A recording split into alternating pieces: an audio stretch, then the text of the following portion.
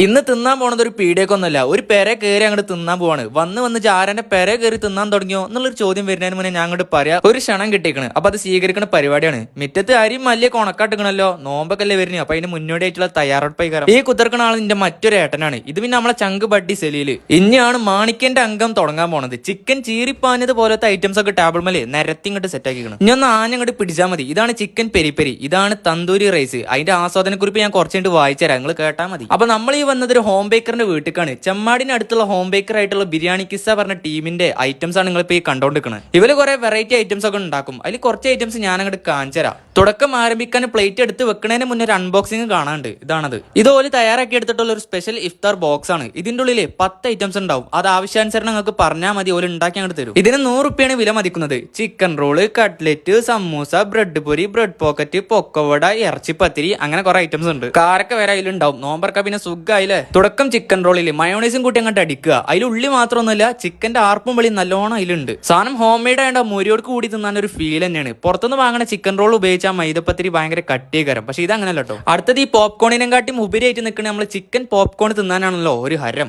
സാധനം ചൂടോർക്ക് അങ്ങനെ തിന്നണം. പക്ഷെ നമ്മൾ തിന്നപ്പോൾ ലേശം ചൂട് കുറവുണ്ടേനി. അത് പിന്നെ നമ്മൾ വീഡിയോ എടുത്ത് നേരം വെക്കിച്ചോണ്ടാണ്. ഇത് പിന്നെ നമ്മളെ ബ്രെഡ് പോക്കറ്റ്. ഇത് മയോണൈസും കൂട്ടി തിന്നേണ്ട ആവശ്യമില്ല. അതിന്റെ ഉള്ളിലുള്ള മസാലയിൽ ഓൾറെഡി മയോണൈസ് മിക്സ്ഡ് ആണ്. അത് അച്ചേർക്ക് അങ്ങോട്ട് തിന്നാണ്ട് എൻജോയ് അങ്ങോട്ട് ചെയ്യുക. ഒരു പൊടിക്ക് ഉപ്പ് കൂടുതലേനി, ബാക്കിയൊക്കെ ഫുൾ കളറ്. പിന്നെ ചിക്കൻ പൊക്കവട, വെജ് പൊക്കവട, അത് പിന്നെ പണ്ടേ ഉഷാറാണ്. കൂടുതൽ ചായ അങ്ങോട്ട് കിട്ടിയാലേ കടല പൊറുക്കി തിന്നണ അങ്ങോട്ട് തിന്നങ്ങോട്ട് പോകും. പിന്നെ ഇക്കൂട്ടത്തിൽ കൂടുതൽ എൻജോയ് ആക്കിയത് ഈ ഒരു ഐറ്റം ആണ്, തന്തൂരി റൈസ്. ബിരിയാണിയിലെ പട്ട ഏലക്കായന്റെ ചോയും തന്തൂരി മസാലയുടെ വരവും കൂടി വന്ന് യോജിച്ചപ്പോണ്ടല്ലോ എന്റെ മോനെ വേറെ ലെവല് മാറി. ചിക്കനൊക്കെ തൊട്ടാവാടിയാണ്, കൈക്കൽ അങ്ങോട്ട് പോരും. പിന്നെ ഈ ഒരു അച്ചാറുണ്ടല്ലേ, അത് ഓരോ സ്പെഷ്യലാണ്. കാരക്കും ഉണക്കമുന്തിരിയും തമ്മിലുള്ള ഒരു കെമിസ്ട്രി. ചിക്കൻ പെരി പെരി, അതാണ് ഇത്. വിചാരിച്ച അത്ര ഏറില്ലെങ്കിലും ടേസ്റ്റ് ലെവലാണ്. പുറത്ത് വറ്റൽമുളകിന്റെ ആ സാന്നിധ്യം, അതാണ് ഈ പെരി പെരിയിലെ ആകർഷണം. വെറുതെ അങ്ങോട്ട് കഴിച്ചോ. ഇനി പെരി പെരി അൽഫാമിന്റെ വരവാണ്. പെരി പെരി ചിക്കൻ കഴിഞ്ഞ് ഇനി ഇതാണ്. കാണാൻ ചൊറുക്കിനും വേണ്ടി കളറൊന്നും ഒരു ഉപയോഗിച്ചില്ല, അതന്നെ നല്ലതും. ഹോം മെയ്ഡ് ആയതുകൊണ്ട് അതിന്റെ ഒരു ഫീല് വേറെ തന്നെയാണ്. റെസ്റ്റോറന്റ് അല്ലല്ലോ. പിന്നെ ആ അൽഫാമിലൊക്കെ അതിന്റെ പുകന്റെ ചൊയ വരെ എടുത്ത് കാണിക്കുക. അവിടുത്തെ കാന്താരി അൽഫാം ആയാലും അത് ഉഷാറാണ്. സ്നാക്സ് ഇനി ഉണ്ടായോണ്ടേ അതും ഇടയ്ക്കെടുത്ത് ഇങ്ങനെ കഴിക്കണം. കട്ട്ലേറ്റ് ഒക്കെ ആണെങ്കിലോ ഉള്ളിൽ ചക്കക്കൂട്ടാൻ മാതിരി അയക്കണ്, അത്രക്ക് സോഫ്റ്റ്. ഈ ചെക്കൻ ഒരു ചിക്കനാണ്, അതായത് ഇത് ചിക്കൻ കട്ട്ലറ്റ് ആണ് എന്ന്. പക്ഷെ എന്തൊക്കെ പറഞ്ഞാല് ഇവല് ഈ അച്ചാറ്, ഇത് വേറൊരു അച്ചാറാട്ടോ. അല്ലെ നാരങ്ങന്റെ അച്ചാറ്, അത് കാന്താരിയും കൂട്ടിലൊരു മിക്സ് ആണ്. നിങ്ങൾക്ക് ഇനി അച്ചാറും ആണെന്നുണ്ടെങ്കിൽ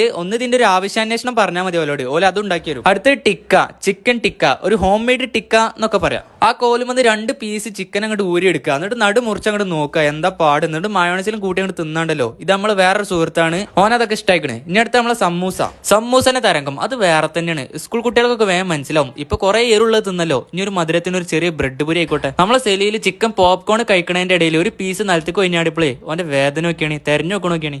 എന്താ പോലെ നിങ്ങൾക്കുണ്ട് അങ്ങനത്തെ അനുഭവമൊക്കെ? അങ്ങനെ അതൊക്കെ കഴിച്ച് അവസാനം ഒരു ഏലക്കായിട്ട് ഒരു കട്ടനും കുടിച്ച് അവിടെ നിന്ന് പിരിഞ്ഞ്. ഇതൊക്കെ നിങ്ങൾക്കും പള്ളയിലാക്കണമെന്നുണ്ടെങ്കിലേ ഓരോ പേജും നമ്പറും അടി മെൻഷൻ ചെയ്യുക, കയറി അങ്ങോട്ട് ഓർഡർ ചെയ്തൂടി.